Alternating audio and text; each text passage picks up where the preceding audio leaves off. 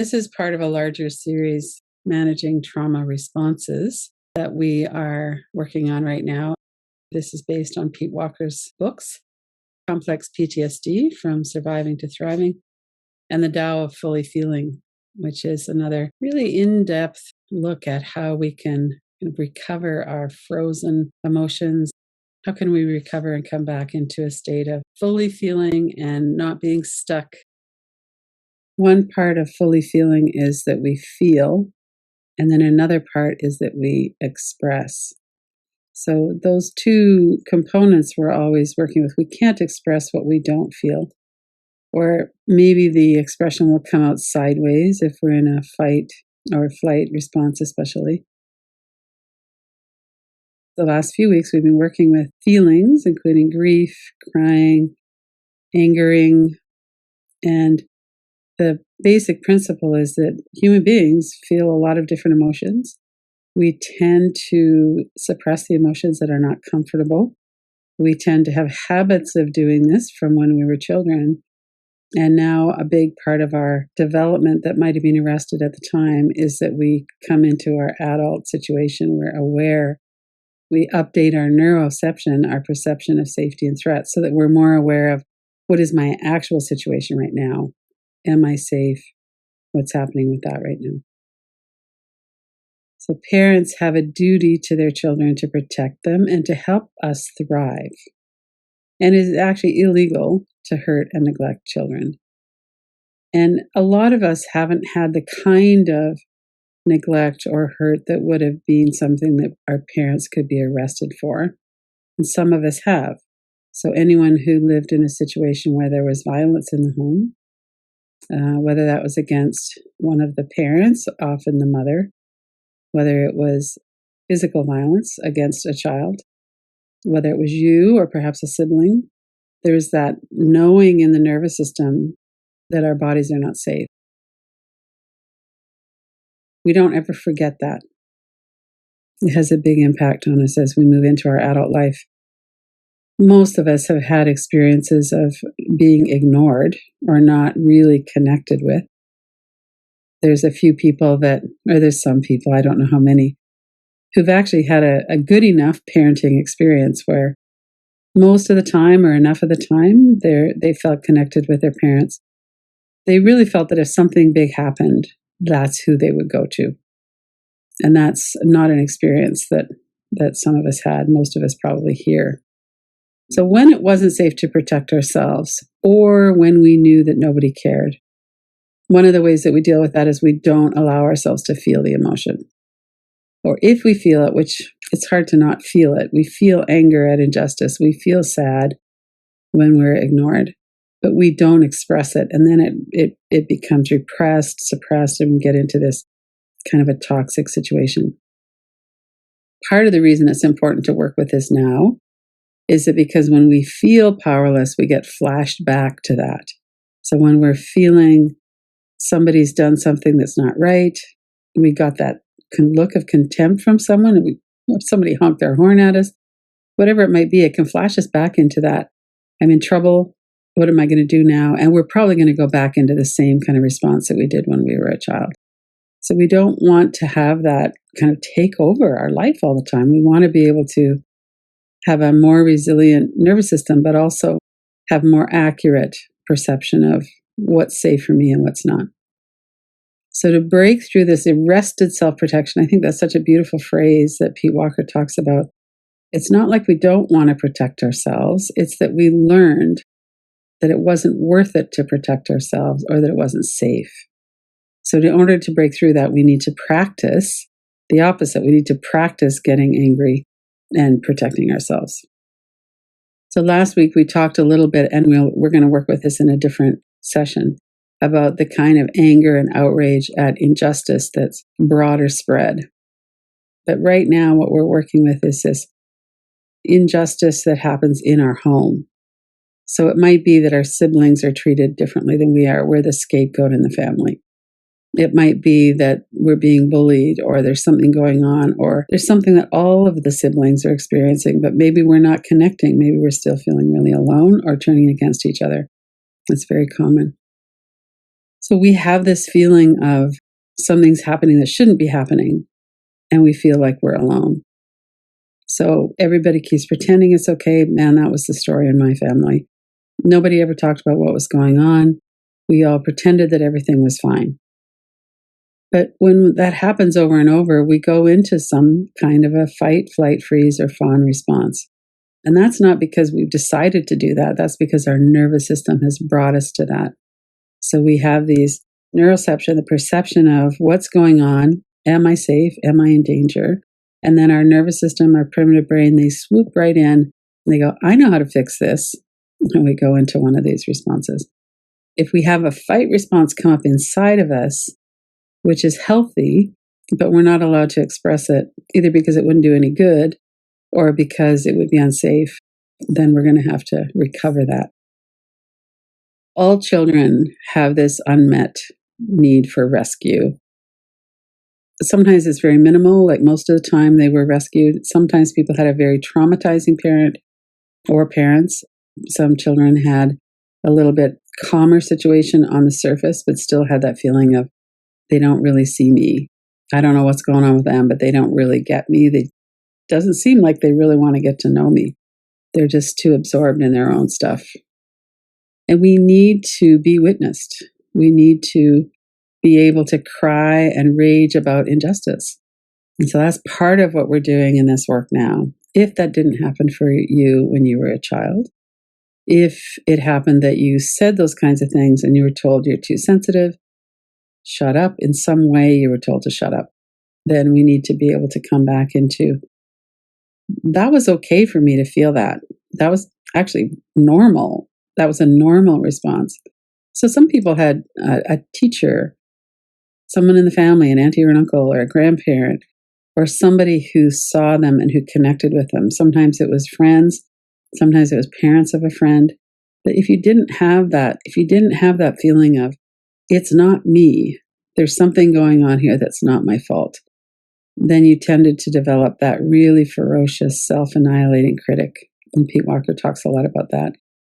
So the thing about this now is that because of the way the mind works and the way time works in the mind, we can go back and unconditionally be on our own side and protect ourselves. We can offer ourselves being witnessing to our own situation as a child. And because of the way the mind works and because of the way we can do this, it feels real. And it is part of what helps us to heal. So let's go into the inquiry part. So with your eyes open, the reason that we do that is because all the time when we're working with things like this that happen in childhood, we need to have a toe or a foot in this moment in time. So in this moment, we're not a child, our body is safe, we're not in the same situation as we were then. So keeping your eyes open, or you can close them for a bit, but if you're starting to feel like you're really dragged back into that, open your eyes. You could do some tapping on your forehead, just take your attention away from whatever's going on there. You could put your hands on your heart, you could do some box breathing. There's a lot of different things we can do to keep grounded and oriented. Start the inquiry, bring to mind something typical of when you were hurt, some kind of abuse or emotional neglect, and situate that in your childhood home. It might be something pops to mind right away. You might have to kind of scan a little bit. For me, I have something. I'm 14. I'm in my bedroom. My dad's in there talking to me, which he rarely did. So I can see the exact incident. Sometimes you'll have to kind of pick something that feels kind of typical and bring it to mind. Notice if you can see yourself in the picture. So not that you're looking at it out of your own eyes, but back up a little bit and see yourself as well. Who was in the room with you? Take a few deep breaths. Now, if you could time travel back, you could travel back just as your adult self. But if that doesn't feel like that would be enough, so that for this inquiry, we're bringing in some other resources. So maybe you would bring a friend, an adult friend that you have who would help to remind you that you're not a child anymore, that you have some strength. It might be a therapist. It might be the Dalai Lama. It might be someone to force them to listen to you or to take them and to put them in handcuffs and put them in jail.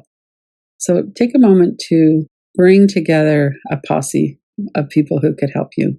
Could be one more, it could be many more. And you can add them in on the way if you want, so it doesn't have to be perfect.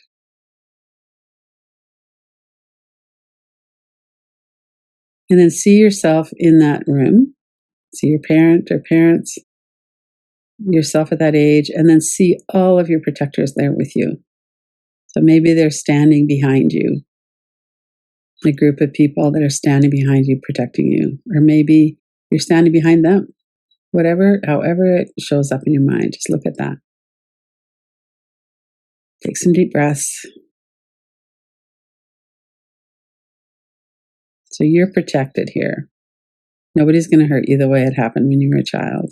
So stand tall. Let your nervous system feel, I'm protected this time. I'm not going to be hurt the way I was then. And these people that you brought with you, your adult self and these other protectors, they're strong and powerful. To see that in the way they're standing, in the number of them, who it is, their faces, their resolve. These are people who are here to protect you and to support you. They're not fooled. They clearly see what's going on, and they are not afraid of your parents. They are here to help you. And let yourself kind of feel into that. You feel the support. No one's going to pretend nothing's wrong.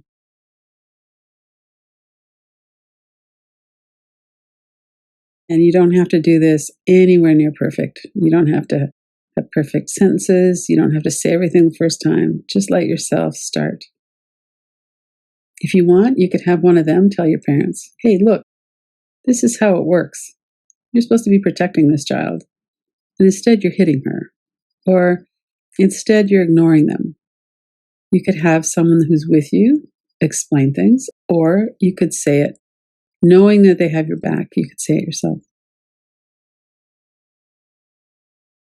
Deep breaths. Remain aware that you're here in this moment and let yourself feel into that. You won't get into trouble like you did when you were a child. You're an adult now and you have options, you have power, and you have this group of protectors. Now, how do you feel? What do you want to say? You could rage at them. Let yourself get angry. What happened to you wasn't right. Whether it was something really extreme that everyone go, oh yeah, that was abuse, or whether it was that ongoing feeling of nobody cares about me. And here's some sentences that might be something you resonate with, or there might be something completely different. Stay present and let yourself express. If you can, if you're in an environment where you can say it aloud, say it aloud. Yell at them, swear at them, whatever you want to say.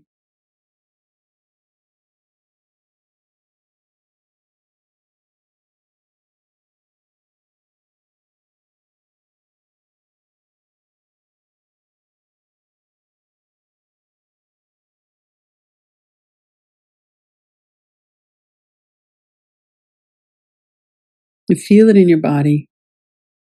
It's okay for you to be really mad. You can lose it. It doesn't matter. You're not going to get in trouble for this. Let yourself just get it out. How dare you treat me that way? I could have you arrested for what you did to me. And this person that I brought here, this group of people, they are going to arrest you and put you in jail. You'll never get to do that to me again.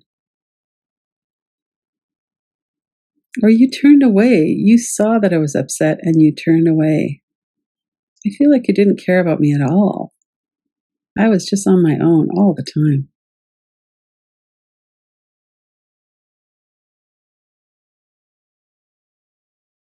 Let yourself feel it.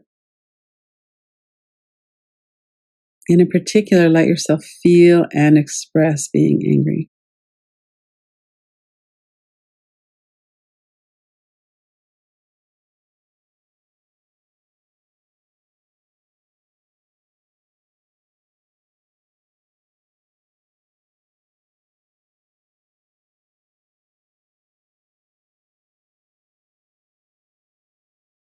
You were a bully. And when you were a child, you couldn't answer back to that bully, but you can now. Let yourself feel that and rage back at them. You can say it out loud, you can say it in your mind.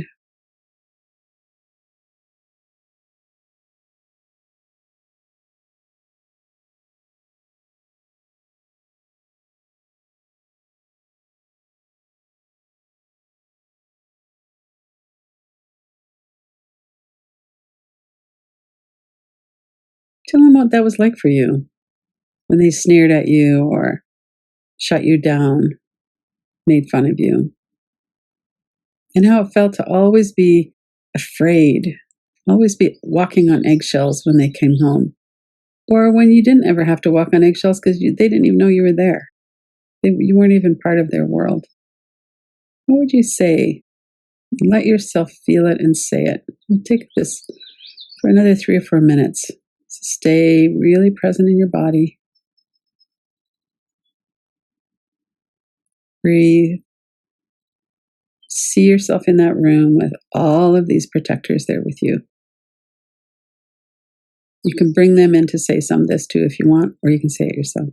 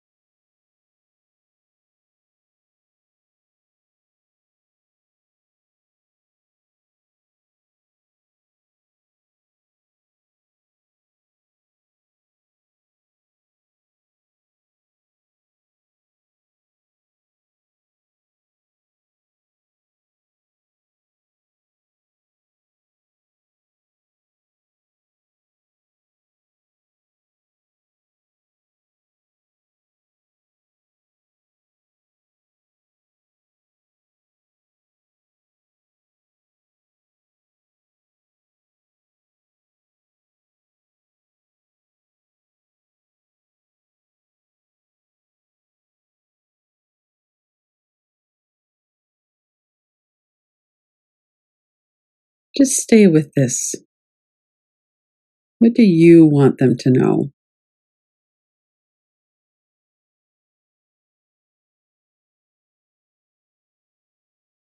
And feel the protection that you have with you.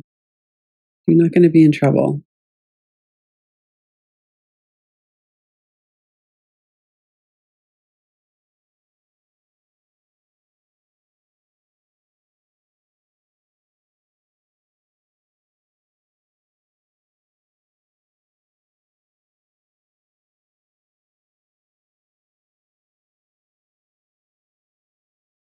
And then let yourself stay with that for another minute or so.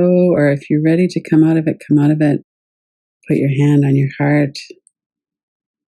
Really feel into the safety that's here right now for you. Let yourself know I'm not in trouble. They can't hurt me the way they did when I was a child. I'm an adult now. I have a lot of ways to protect myself.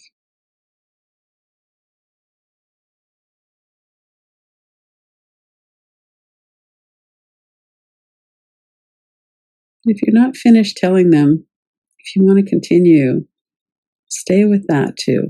That's fine. What do you want to say to them? And let yourself really see it. See the protection you have. See yourself in that room protected. Notice your feet, your seat, your breath. You're safe right now.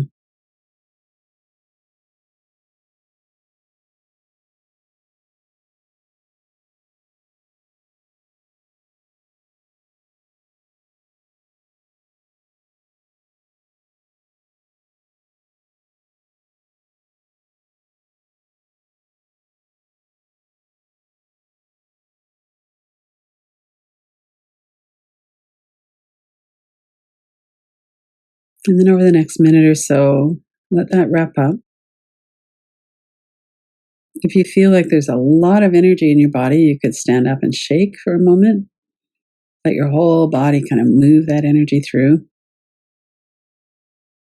Place your hands on your heart or hold your own hands. Let yourself kind of come out of that visualization of that practice of anger and expression. And notice that right now you're safe. Let your nervous system really know that. Relax your body. Sometimes when we're really revved up in a fight response, we really feel that the tension, the energy of that. So we're coming back now, letting that release. Another way to do that is to take your hands above your head in fists and exhale and throw the energy down into the ground. Just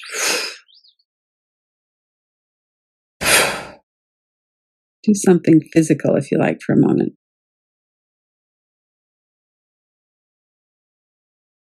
And then come back into this steadiness of being an adult.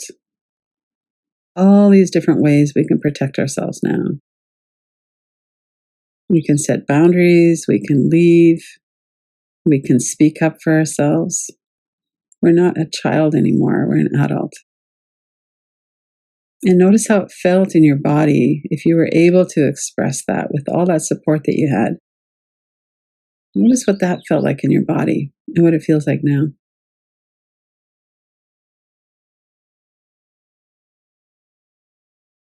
So it's really normal for children to blame themselves for what happened when they were a child and to feel shame, to have an inner critic that's just attacking us.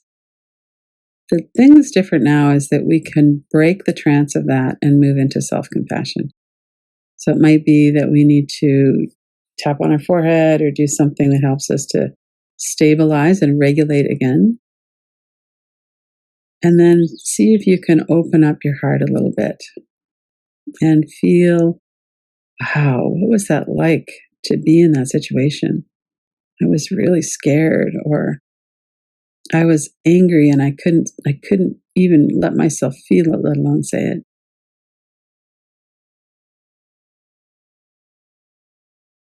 And I'm strong enough to support and care for my younger selves. Those parts of me that were scared and felt so alone. I'm strong enough now to do that. And I commit myself to doing that, to seeing clearly, loving myself, and always to be on my own side. And it doesn't mean I have to turn against somebody else. Oftentimes we have a lot of love for our parents and a lot of understanding. And we don't want to push them away or reject them. We just want to have a healthier relationship with them, more connected. And some people we can do that with, some people we can't. But what we can always work with is what's happening in my own heart. Can I be on my own side? Let's take a moment to feel that I'm on my own side. I'm not in trouble. It's okay to be angry.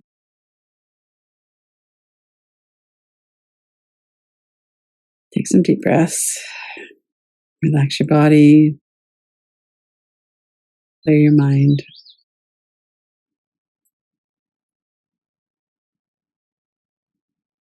And we can come back to this inquiry anytime. And when we're working with arrested self-protection, we're probably going to need to do this more than once.